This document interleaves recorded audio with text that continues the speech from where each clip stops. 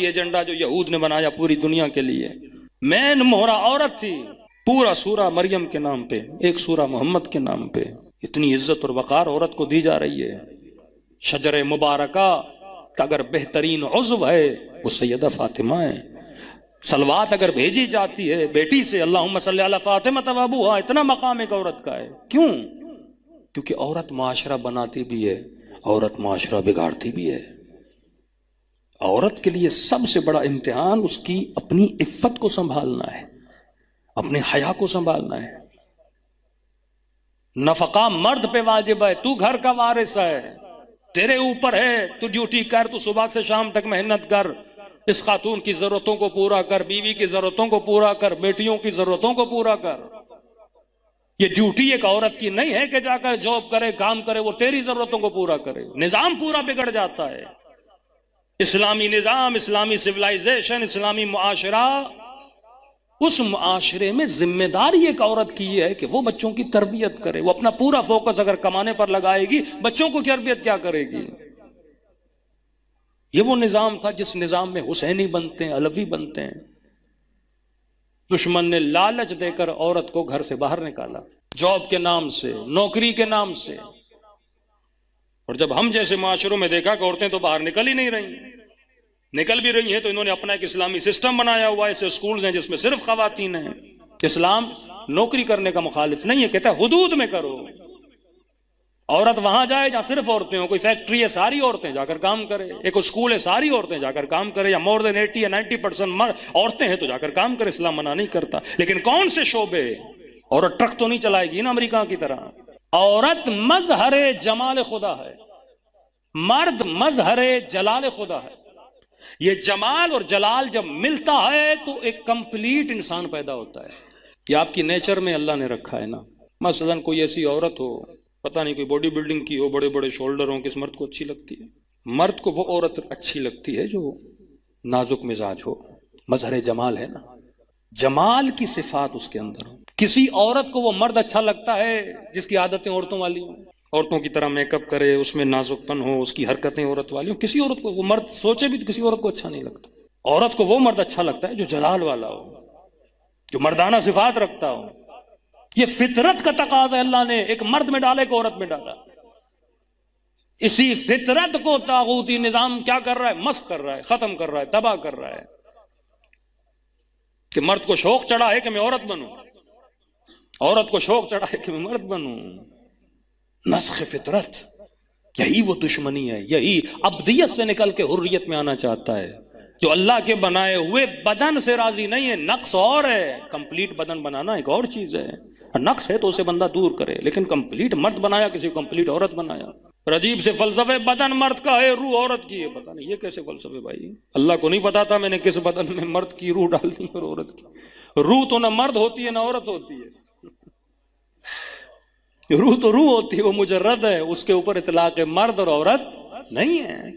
یہ بدن ہے جو مرد اور عورت میں بدلا، اور اس کے مختلف جذبات اللہ نے رکھے ہیں.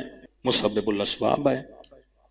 اب کہا کہ واحد طریقہ یہ، اگر عورت گھر سے نکل بھی نہیں رہی، اصل موضوع فرماتے ہیں آخری زمانے میں دینہم دنانیرہم قبلتہم نساؤہم ہمتہم بطونہم.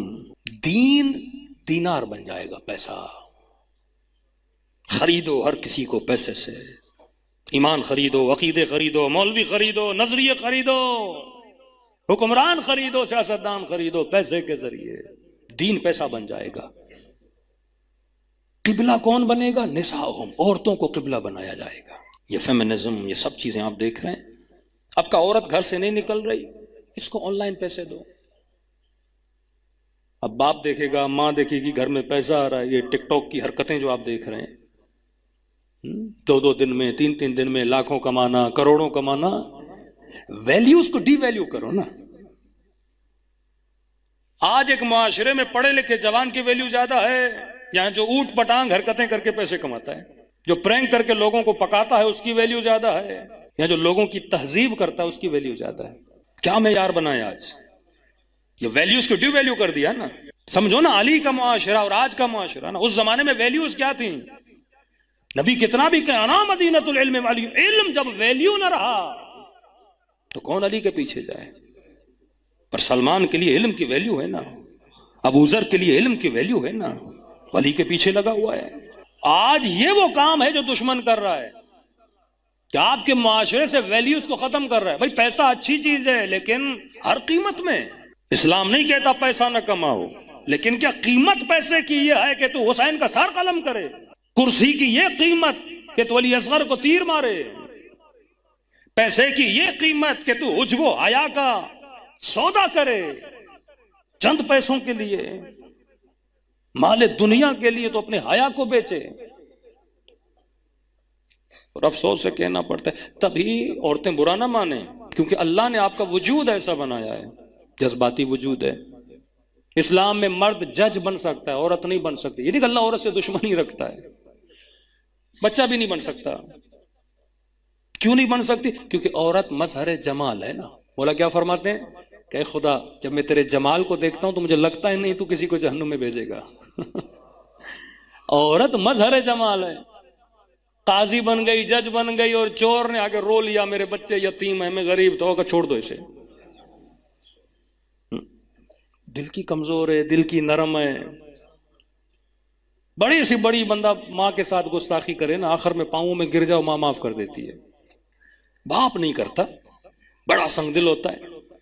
پھر اسی ماں کو وسیلہ بنایا جاتا ہے، بھئی آپ جا کے ابا سے بات کریں، غلطی آخری تھی۔ وہ کہتا نہیں چند دن اور چھوڑو اسے، سبق ملے اسے۔ لیکن ماں نرم ہوتی ہے۔ ہٹلر مرد تھا، جتنے بڑے بڑے ظالم آپ کائنات وہ مرد تھے، عورتیں تھیں۔ یزید بھی مرد تھا، ہٹلر بھی مرد تھا۔ آپ کوئی کہ نہیں مولانا مردوں کی بے عزتی کرنے، نہیں بھائی، علی بھی مرد تھے۔ اچھے مرد بھی ہیں، برے بھی ہیں، لیکن اکثر جو ظالمین گزرے ہیں وہ مردوں میں زیادہ ہیں، عورتوں میں کم ہیں۔ عورت نرم دل ہوتی ہے، مرد مظہر جلال ہے۔ اس جلال کو کن حدود میں میں نے کنٹرول کرنا ہے، پھر وہ امام بتاتا ہے کہ تو نے غیظ و غضب کہاں استعمال کرنا ہے، غصہ کہاں استعمال کرنا ہے، اسے کنٹرول کیسے کرنا ہے، تو انسان ہے، تو حیوان نہیں ہے۔ پھر وہ ایک تزکیہ نفس ہے، قد افلح من زکاہا وقد خاب من دساہا، کامیاب وہ ہے جس نے اپنا کیا کیا، تزکیہ کیا۔ لیکن مظہر صفت جلال خدا مرد ہے، عورت جمال ہے۔ اگر یہ جمال کو چھوڑے گی یہ گھر کو تباہ کر دے گی۔ اس کے وجود کا ظاہری بھی نازک پن اس کا حسن ہے، باطن بھی اس کا نازک ہو یہ اس کا حسن ہے۔ یہ جتنا خود کو بولڈ بناتی جائے گی، سخت بناتی جائے گی، نہ کسی مرد کو اچھی لگے گی نہ خدا کو اچھی لگے گی۔ مطلب میں اپنی خلقت پہ راضی نہیں ہوں نا۔ اب کمال خدا بندی ہے، اس نے جلال اور جمال کو ملایا۔ اب بچہ جمال میں بھی پلتا ہے، جلال میں بھی پلتا ہے۔ اب جب اس کی تربیت ہوتی ہے نا، یہ بہترین بچہ بنتا ہے۔ ذریعے ایمان کو خریدا جا رہا ہے، معیار پیسہ بن گیا۔ یہی وہ کام تھا اہل بیت علیہ الصلوۃ والسلام کا کہ ہمیں ان وادیوں سے نکال کر طہارت کی وادیوں میں لا کے کھڑا کریں۔ صلوات پڑھے محمد و عالم۔